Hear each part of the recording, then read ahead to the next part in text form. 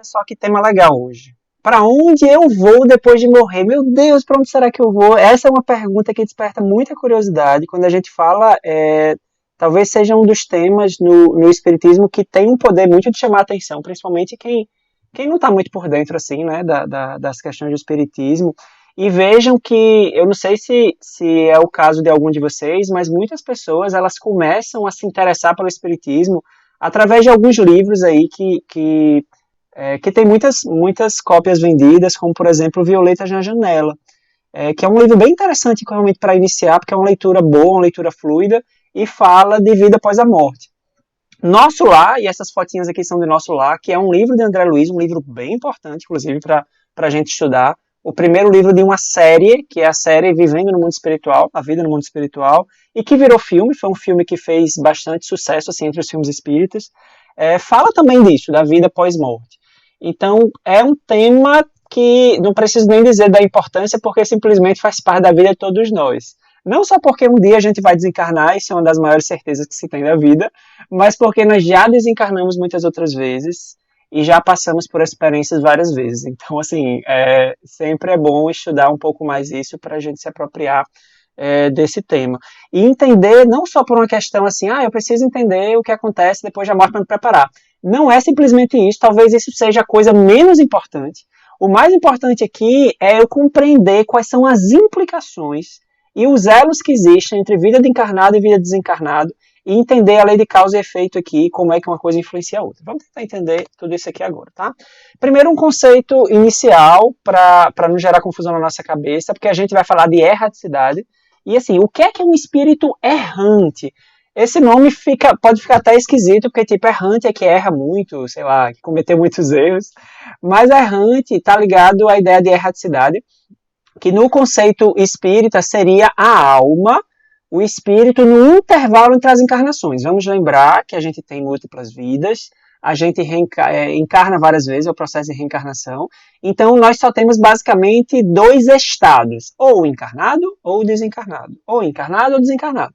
Então, um intervalo entre uma encarnação e outra, a gente diz que nós estamos no estado de espírito errante. Nós poderíamos dizer apenas simplesmente estado de desencarnado. Um ponto de atenção aqui são os espíritos puros, tá? Lá no, não sei se vocês vão lembrar, no ESD 2, a gente estuda as leis morais, e foi estudado, ou é no ESD 1, agora eu não lembro, a questão da escala dos espíritos, né? A lei de progresso e a escala dos espíritos. Lá no livro dos espíritos está descrito didaticamente, os espíritos estão classificados em alguns grupos, eu acho que são 10 grupos, e a gente vê que lá em cima existem os espíritos puros, seria o espírito depois de ter passado por todo o processo de evolução ao longo de séculos de milênios, ele chega ao estado de espírito puro, que é o que vai acontecer conosco aqui em algum momento. E o estado de espírito puro, por definição, é um estado em que não é mais necessária a reencarnação.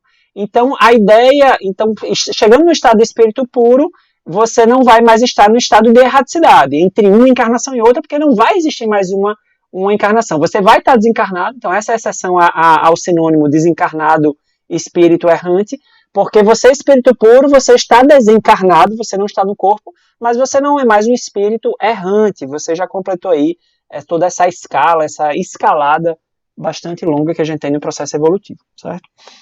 Ok.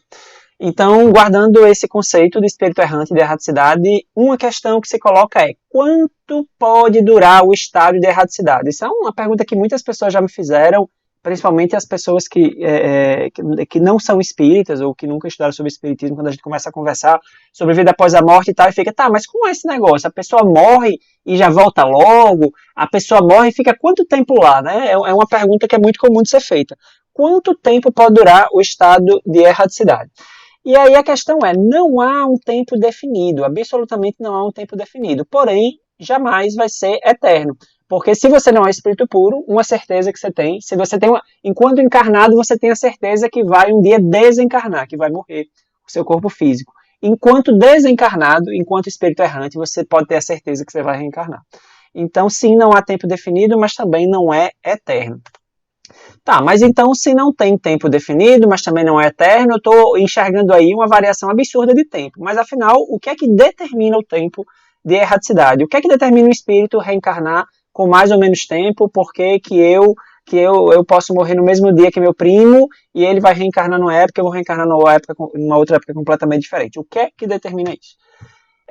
Isso aqui é algo bem importante para a gente compreender os princípios aqui, tá certo?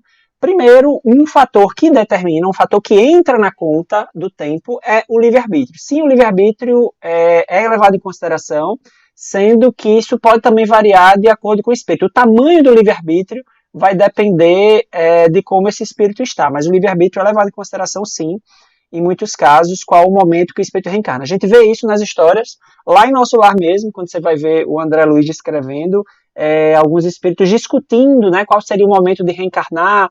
Ah, não, será que eu devo ir agora e tal? Às vezes isso, o próprio espírito participa aí desse planejamento e da decisão desse momento. Mas há os casos de imposição externa, isso acontece com certa frequência, e quando eu falo imposição externa eu reencarnar, ou seja, o meu tempo ser determinado, o tempo na erraticidade, ser determinado não por mim, mas por algum outro espírito, né? Porque pode ser meu mentor, né? E pode ser força de outras circunstâncias. A condição psicológica do espírito, e esse é o fator que eu estava me referindo aqui, ó. Onde é que o livre-arbítrio qual o tamanho do livre-arbítrio? Vai depender disso aqui também, certo? A condição psicológica do espírito. Então, a condição que esse espírito está na erraticidade, que inclusive é influenciada pela forma de desencarnar, lembra, a gente está fazendo aqui já um diálogo com a aula de 2 semanas atrás. A forma como o espírito desencarna, como é que foi esse processo de desencarne, o nível de apego à matéria, o nível psicológico de amadurecimento, enfim, vai influenciar a condição psicológica dele no pós-desencarne, que vai influenciar o tempo que ele vai ficar aqui e o planejamento reencarnatório, tá certo? Então essas são as questões aqui que influenciam bastante aí o tempo que o espírito vai ficar na erraticidade, vai ficar mais ou menos tempo. Ou seja, é bastante complexo, não dá para jogar numa equação e a gente conseguir prever quanto tempo cada espírito vai ficar na erraticidade. Depende de muitos fatores, inclusive das atitudes desse espírito durante a temporada na erraticidade. Ok. A gente está discutindo tempo, né? Quanto tempo você passa para reencarnar, em outras palavras. Mas aí vamos para outra parte da história. Como os espíritos agem na erraticidade? Como é que eles vivem na erraticidade? Aqui também estamos fazendo um diálogo com a aula de 2 semanas atrás, que a gente discutiu o processo imediato da desencarnação, como é que acontece a desagregação do espírito ao corpo. Aqui a gente vai discutir o pós, assim, a continuação do processo. Ok, eu desencarnei, teve todo aquele processo, aquele estado de perturbação que muitas vezes a gente discutiu isso lá 2 semanas atrás. Mas depois disso, como vai ser meu dia a dia nessa erraticidade? Aqui me faz lembrar o livro que eu estava me referindo, Violeta na Janela. É bem interessante, é bem detalhado aí o dia a dia lá de Patrícia, né, que é o espírito que conta a história. Bem, mas vamos entender que a ideia da nossa conversa aqui é ter uma visão geral e entender alguns princípios, tá certo? Primeiro, isso como quase tudo nesse processo do mundo espiritual vai depender. A vida desse espírito, depois do desencarne, vai depender do seu estado intelectual, emocional e moral. Então, são vários vetores aqui. A depender desses aspectos, ele pode viver nesse ou naquele lugar e pode se comportar dessa ou daquela maneira, pode sentir isso ou aquilo. Tá? Uma coisa para a gente lembrar, quando a gente está discutindo vida de desencarnado, é o seguinte: nível de consciência, né, o tamanho da minha consciência, a minha visão de alcance é diferente quando eu estou encarnado e quando estou desencarnado. Vamos lembrar que o espírito é o mesmo. Nós somos espíritos individualizados. E a morte não modifica a nossa essência. Tá? Isso é um conceito importante. Porém, o nível de alcance, o nível de consciência que eu tenho é bem diferente. Enquanto encarnado, por uma questão basicamente bioenergética, porque meu espírito ele está aprisionado no corpo físico, um corpo físico que tem limitações. Então, o cérebro paraespiritual ele é bem mais amplo que o cérebro físico. Então, existe uma limitação natural pelo fato de eu estar encarnado. É igual, a gente pode usar uma comparação, quando você está andando, se movimentando ao ar livre, você vai perceber que você tem um certo nível de liberdade, né, para conseguir se locomover. Mas tenta andar da forma como você anda ao ar livre dentro de uma piscina. Você vai ter dificuldade, né? Porque os processos hidrostáticos ali da água vão fazer com que você tenha uma certa dificuldade para movimentar suas pernas, seus braços. Você vai sentir uma pressão, um peso maior. É como se você tivesse mais amarrado, né? Você tem que fazer mais esforço para se movimentar e os movimentos não ficam tão espontâneos como você está fora da água, por exemplo. Então é assim que o espírito se sente. O corpo físico é um aprisionamento para o espírito. Mas não só, a gente está falando aqui, fazendo uma imagem em comparação física, mas a questão mental também. O corpo físico ele é uma amarra para a mente, ele é um grande cinturão e que impede muitas vezes da gente conseguir ver além. Então, quando eu desencarno, quando eu saio do estado encarnado para o desencarnado, há uma tendência de eu expandir um pouquinho essa consciência.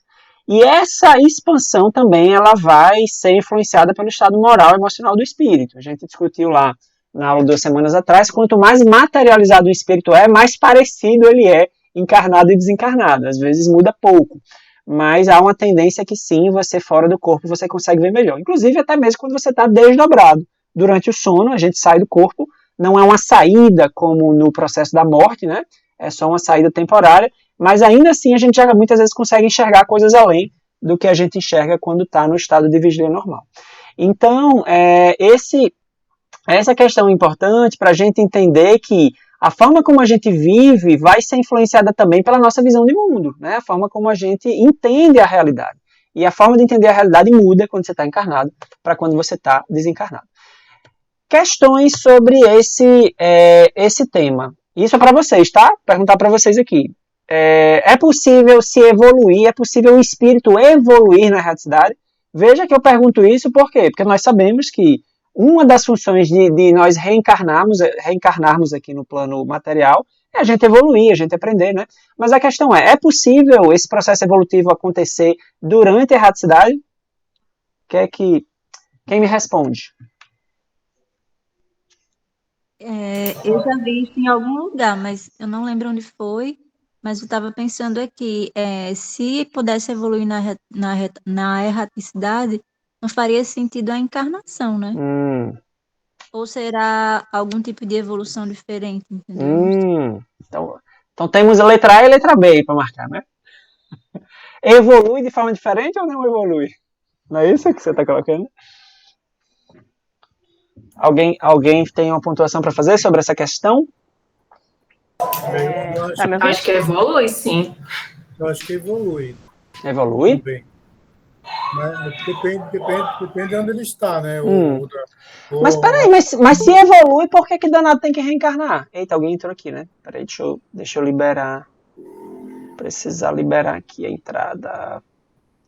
Peraí, pessoal, eu vou interromper aqui para poder liberar aqui, tá certo? Tudo depende da consciência, né?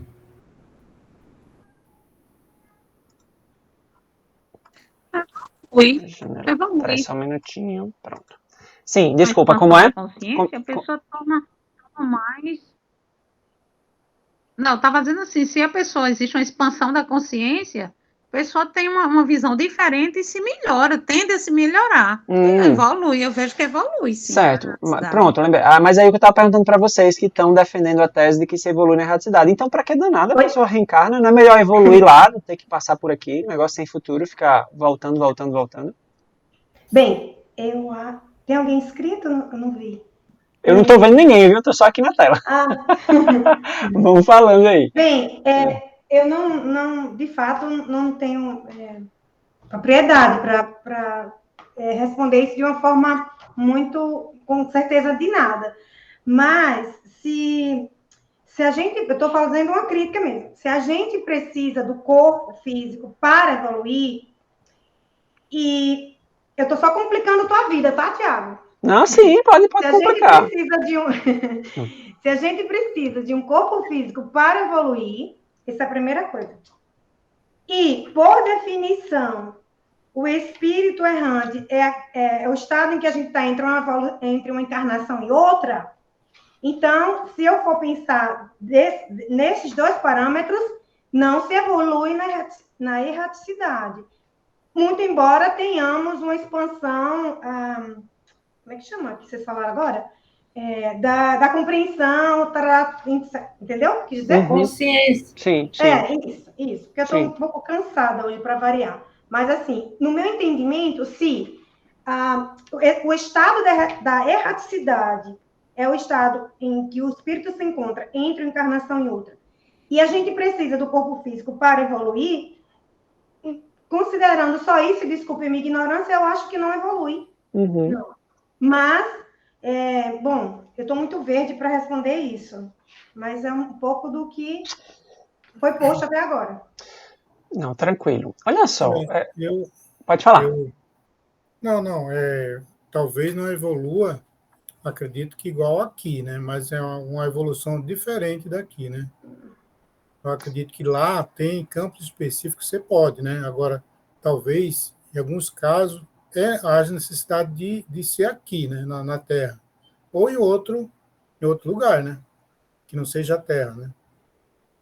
Eu vejo assim, estudando de uma forma mais geral, né? Até fugindo um pouco até do espiritismo, vendo por outro lado também, né? Eu vejo que a gente, em espírito, sendo alma, sei lá o quê, a gente tem a possibilidade também de caminhar, né? Porque se a gente é um espírito, né, que é individual, né, acredito que a gente estando lá, a gente não vai ficar parado também, né?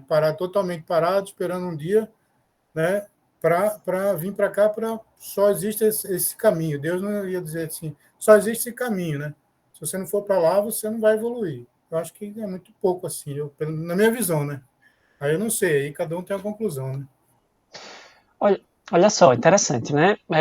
Mas Afonso que estava falando agora? Isso. Pronto. Então, Afonso, vamos para a resposta, né? A resposta aqui sim, se evolui, tá? E só que se evolui de forma diferente. É um pouco o que você estava falando e teve outra pessoa que falou antes. Mas vamos tentar entender por que isso aqui, tá certo? Pessoal, assim, o que é que está por trás dessa tal de evolução, tá? Para se evoluir, veja só, para que a gente evolua, existe uma palavrinha mágica chamada aprendizado. Evolução está relacionada ao aprendizado eficaz. Aprendizado no sentido mais amplo, não é conhecimento. É o aprendizado de você, o aprendizado das leis divinas, né? Vamos completar a frase. Aprendizado das leis divinas de eu conseguir entender, incorporar na minha vida e viver em coerência com aquilo, certo?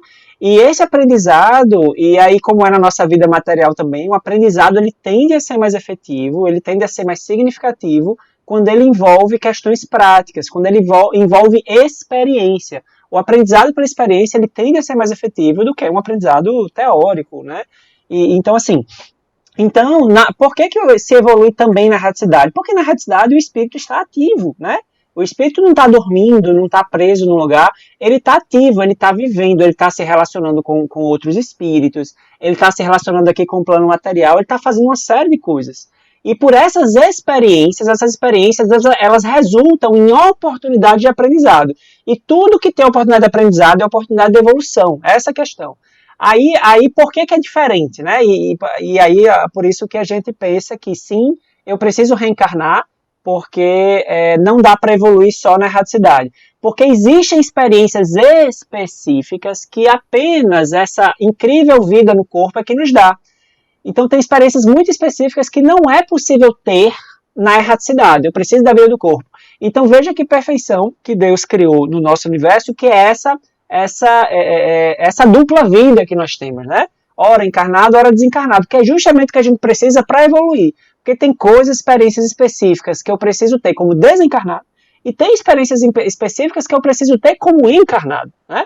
Por exemplo, foi até interessante, uma pessoa estava comentando, sim, porque eu estava numa reunião de Evangelho no Lar, né? Foi interessante, estava discutindo sobre o mundo espiritual, né, e tal.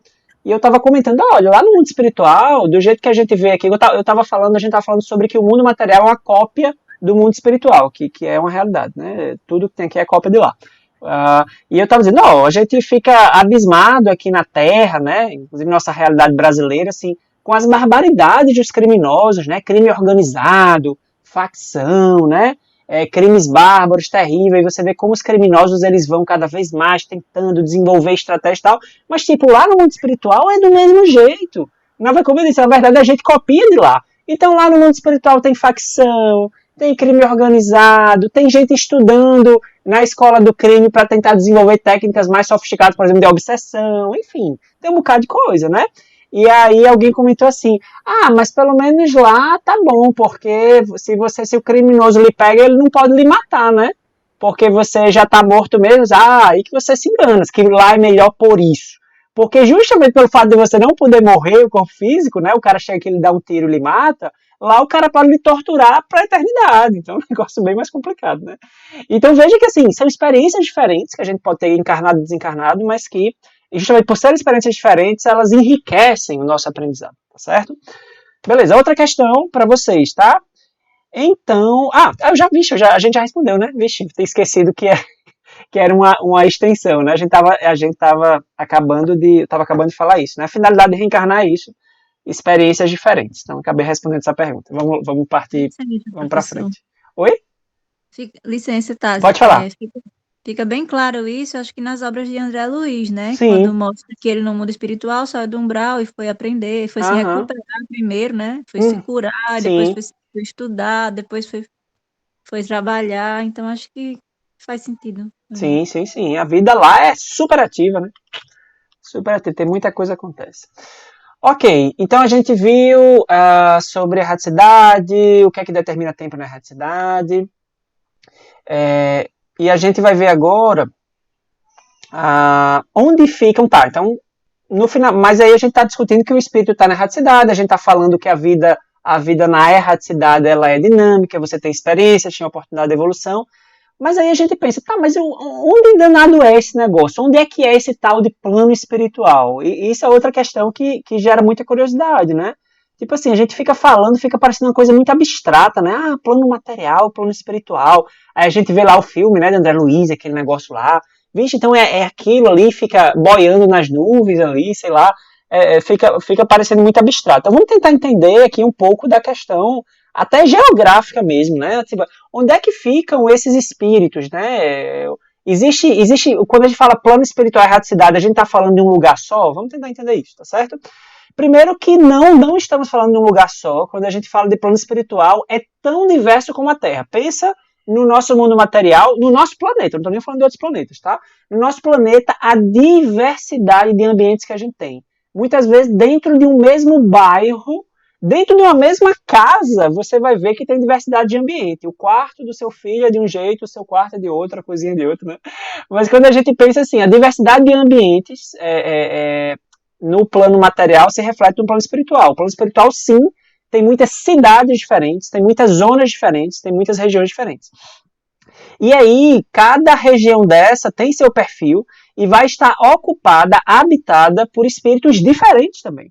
E essas zonas, elas vão estar de acordo com o nível de depuração, aquela questão da escala evolutiva mesmo, assim, o quão evoluído, maduro você está, o seu estado naquele momento.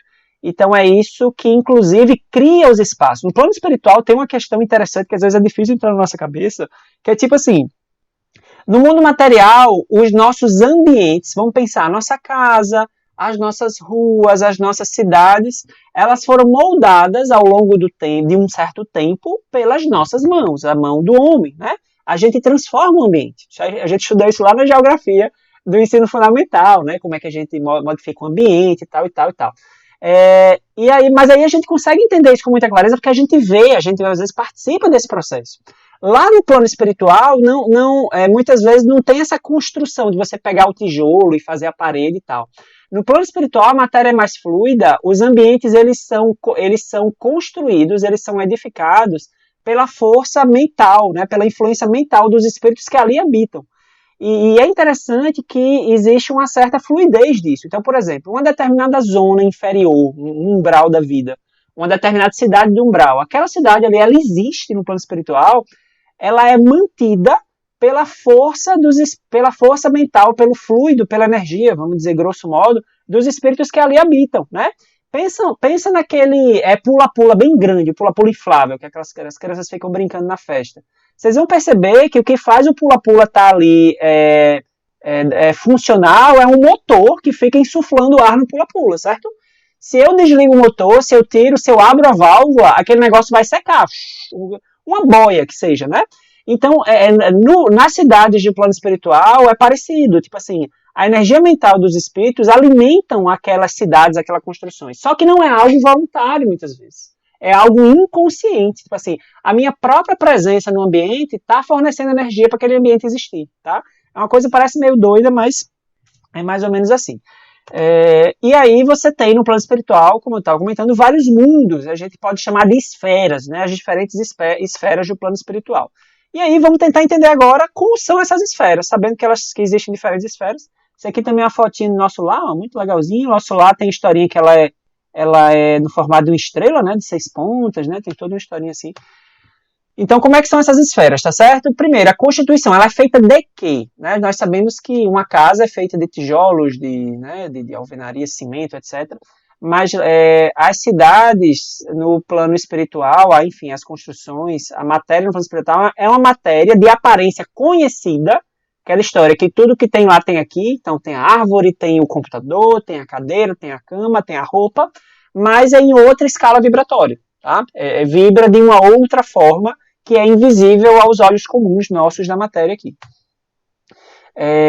E aí você tem os níveis das esferas espirituais. E esses níveis eu estou falando até de escala evolutiva mesmo. Vamos entender que níveis são esses, dessas diferentes esferas.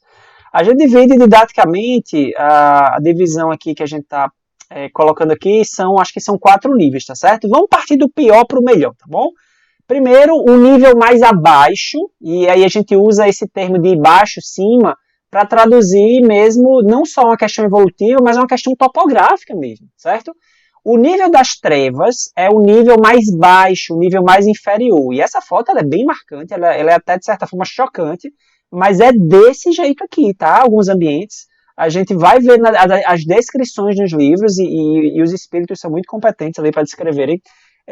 Manuel Filomeno e André Luiz, para citar alguns autores, eles descrevem isso aqui, que é um negócio terrível, né? Isso aqui é uma espécie de pântano aqui, isso aqui são desencarnados se afogando numa lama, um negócio assim, é coisa de filme de terror mesmo, tá certo? Mas esses cenários existem, e esses cenários, como eu estava comentando antes, eles existem por causa dessas pessoas. Essas pessoas estão alimentando essa lama, por exemplo. Essa lama é feita de uma matéria, de um tipo de fluido, que é alimentado pela energia mental dessas pessoas, certo? Então aqui estão os espíritos em pior estado, seja moral, seja emocional, tá certo? Eles estão aqui em uma zona de sofrimento muito importante. São as regiões mais inferiores, a questão topográfica, olha como é interessante. Existe uma correlação topográfica mesmo, de localização. Então essas regiões, elas estão abaixo da superfície. E veja a semelhança com a história do inferno, né? Lembra da coisa do inferno? A gente cresce escutando falar na tradição cristã, né? O inferno é lá embaixo, é um lugar quente, que o demônio tá lá com seu garfinho de 3 dentes, né? E tal, e tal, e tal. Então, assim, a ideia do inferno lá embaixo guarda relação com esta realidade. De fato, as zonas mais, entre aspas, infernais, as zonas inferiores, elas estão mais embaixo mesmo. Só que diferente da tradição, a gente está falando em calor, né? A ideia de que o inferno é um lugar quente, com fogo, na verdade, as zonas inferiores são frias, ó. Frias e úmidas, pouca luz e visibilidade, animais e plantas compatíveis, ou seja, meio grosseiro, feio, assustador, intenso sofrimento, tá? É muito difícil, até para os espíritos mais evoluídos, quando vão lá em caravanas, para promover auxílios, é muito tenso, porque, uma energia muito pesada nesses lugares, tá? Seguindo, melhorando um pouquinho, chegamos no famoso umbral. A gente escuta muito falar de umbral nas obras de André Luiz, nosso lar, né? Ele fala muito desse termo umbral, e umbral é justamente uma região um pouco acima aí dessa região de treva, e aí já é próxima à crosta. Quando eu digo próxima à crosta, é no nosso nível. E por isso que dizemos que o nosso mundo, principalmente no estágio em que estamos, planeta de provas e expiações, é um grande umbral. A nossa vida material é uma vida umbralina, né? Ela tende a ser umbralina. É um lugar frio, ainda frio, menos frio que aquela zona pior, pouca luz, topografia acidentada, né? O filme retratou muito bem, a parte fotográfica do filme, vale ressaltar, ficou muito legal desse filme, né?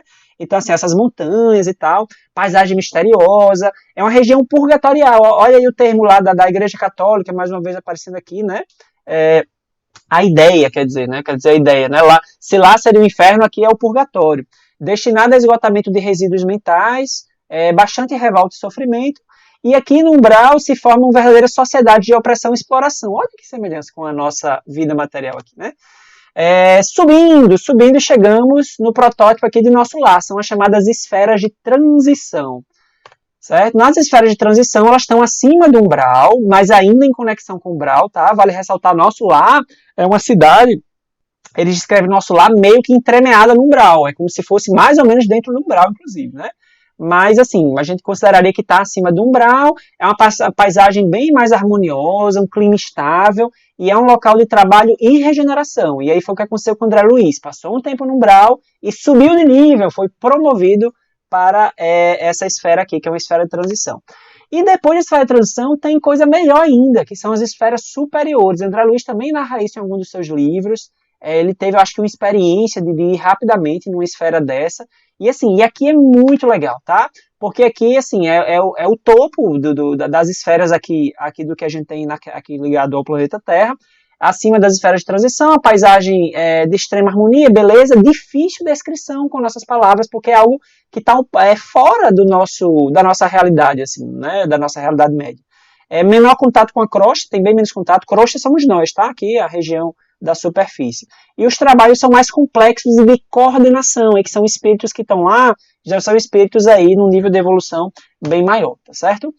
Pergunta para vocês, um espírito pode transitar entre as diferentes esferas, as esferas que a gente viu aqui? O que é que vocês acham? Que sim, pode visitar, sim. Pode visitar? Mas não tem que ter passaporte? Tem que ter permissão. Acho que se for a trabalho, né? A trabalho? Obras de André Luiz. Tem que ter pode. permissão. Pode, permissão, né? Passaporte, como diz, né? Pode. Acredito assim que a gente, talvez alguns são convidados, né? Como aquele livro que a gente estava lendo, Voltei, né? Existe a questão, porque lá em cima são vários níveis, né? E tem uns piorzinhos, outros melhorzinhos, né? Por exemplo, para você descer, às vezes você tem que dar uma, digamos assim, para eles descerem na crosta, eles dão uma reduzida na sua luminosidade, né? Então, assim, para você sair de uma para outra, né? E, assim, eu acredito que é mais ou menos alguém conduzindo também, é interessante, né? Alguém que, se você vai para um andar de cima, né? Alguém que vai te levar também, algum suporte, né? Para você passar de um para o outro. E assim, talvez você vá e não fique, né? Você volte, que eu acho que a evolução ela é lenta, não é tão rápida assim, né? Você está um dia num andar e no dia seguinte já está no outro, né? Então, acho que até como experiência, como uma inspiração, existe uma coisa melhor, né? Que tal vocês, né, trabalharem para chegar nesse outro nível, né? Então, é mais ou menos isso que eu vejo, né? Okay? Muito bem, olha só. A resposta é sim, é possível, mas aí tem as particularidades e alguns princípios aqui. O que é que acontece? Como é que eu posso dizer? Esse tráfego, né? Essa visitinha que você pode fazer, como a gente está comentando aqui, ela é muito mais fácil ou muito mais fluida quando você sai de cima para baixo do que de baixo para cima. De baixo para cima, inclusive, é praticamente impossível por conta própria você fazer. De cima para baixo, sim. O espírito lá da esfera lá de cima, ele pode visitar a pior zona lá embaixo. Inclusive, eles fazem isso muitas vezes, né? Em trabalho, né? Há trabalho para resgatar, enfim, para ajudar. Eles conseguem fazer isso com relativa facilidade, mas o contrário não, né? Um irmão nosso que esteja lá no umbral, ele não consegue entrar em nosso lar, de jeito nenhum, por vontade dele. Eu quero ir lá em nosso lar, quero fazer uma visita, uma excursão, não vai rolar, entendeu? Então, normalmente, o processo de subida acontece através de um processo dentro de um processo de resgate mesmo, e você pegar, que é o que a gente vê no filme. A galera lá do nosso lar desce para o umbral para pegar o pessoal que está apto para levar para o nosso lar. E dentro do nosso lar, vamos lembrar, quando você chega, você não consegue ter uma vida normal. Você vai lá para umas enfermarias, no hospital, para ser tratado, né, etc. Então, assim, esse trânsito sim é possível, mas normalmente tem essas restrições aí, a depender da direção desse fluxo, tá bom? Outra questão... Não, peraí, que eu já vou um espírito... Tiago? Oi. Aí, no caso, por exemplo, uma pessoa que saiu de uma esfera mais baixa, né? Foi Sim. resgatada para uma esfera mais alta. Sim, sim. Ela poderia voltar para essa esfera mais baixa, tipo assim, não a visita, mas ela já tinha saído. Voltar no sentido de perder a promoção, vamos dizer assim. Isso, Não, exatamente. isso não costuma acontecer. Por quê? Porque quando você é resgatado, normalmente você já está num nível melhor mesmo, né? Mental, assim, você já deu digamos assim, uma zerada, assim, né? E aí, quando você vai para uma esfera, por exemplo, nosso lar, tá certo? Quando você vai para nosso lar, normalmente você fica ali até reencarnar. É uma esfera, inclusive, nosso lar é uma grande esfera é um grande hub, né? Assim, um grande ponto de conexão. Você vai para lá para reencarnar. Normalmente é isso que acontece. Aí no próximo desencarne, dependendo de como for, você pode voltar para o umbral, né? Mas você não vê isso, eu não vi essa descrição, não vou te dizer que é impossível, realmente eu não tenho profundidade para te dizer se aplica 100% dos casos, mas nas descrições que a gente vê, a gente não vê esse movimento, tá? A gente não vê esse movimento de você voltar, não. Certo? Outra questão para vocês é aqui, parecido com a primeira pergunta, tá? Mas é outra. Um encarnado. Oi, alguém falou?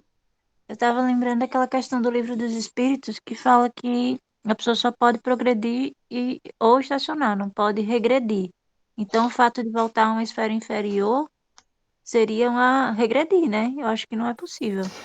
Isso seria uma discussão complexa para a gente fazer, porque assim, esse princípio, na verdade, é um princípio que se aplica de uma forma mais extensa na linha do tempo, sabe? É tipo assim, a questão de não poder voltar atrás no sentido de evolução e aprendizado. Mas veja que, como eu falei, você sai do umbral, pronto, o André Luiz, vamos pensar em André Luiz, né? André Luiz saiu do umbral nosso lar, e imagina que o André Luiz reencarna. Aí faz um bocado de besteira, como é comum, né? Às vezes o espírito, ele tá nesse processo e ele tem muitas recaídas. Aí ele faz um bocado de besteira, ele vai desencarnar. Vai para onde? Vai para nosso lar? Não, ele volta para o umbral. Se a gente olhar, fica parecendo um retrocesso. Mas como assim? Ele já tinha ido para nosso lar.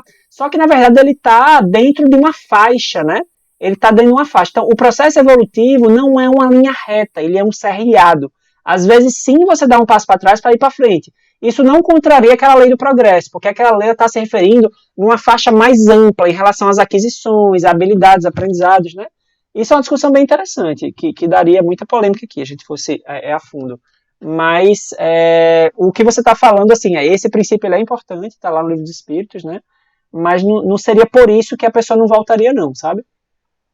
Nesse caso. Mas e aí, pessoal, essa pergunta. Um encarnado, nós aqui, podemos transitar nessas esferas? O que é que vocês acham? Eu acredito que pode em desdobramento, né? Quando Desdobramento. Exatamente. somos conduzidos, ou muitas vezes somos conduzidos, às vezes, por nossos anjos guardiões, então, ou vamos sozinhos, né? Acho que por atração. Sim, é possível, mas aí também tem o detalhezinho da outra pergunta. É possível, mas com algumas restrições. A gente pode transitar em desdobramento e acontece o seguinte fenômeno. Esferas mais próximas da onde a gente está, a gente vai numa facilidade absurda. Tipo assim, é quase no automático. Então, muitos de nós aqui, ou todos nós em algum momento, eu acho que eu posso dizer isso, a gente já deu uma visitinha lá no umbral quando estava dormindo, tá certo? Em algum momento da nossa vida, e espero que não seja algo frequente. Mas é muito fácil ir no umbral por um motivo simples. O umbral está aqui, colado com a gente, tá? E nós somos espíritos ainda um bocadinho atrasados, né? Então a gente sintoniza muito com as áreas umbralinas. Já para eu subir para esferas superiores, eu preciso ser levado por alguém e ainda assim tem restrições. Por exemplo, dá para a gente entrar em nosso lar? Dá. É algo até que não é tão raro. Mas para entrar numa esfera daquela superior, aí é bem mais difícil, tá? Porque assim, o nosso estado vibratório ainda é mais distante aí, na média, ainda é mais distante daquela esfera mais evoluída lá do topo, tá certo? Então, vamos lá. Seguir aqui. Eu acho que acabamos. Na verdade, essa era a última questão. Essa era a última questão para a gente fechar esse tema.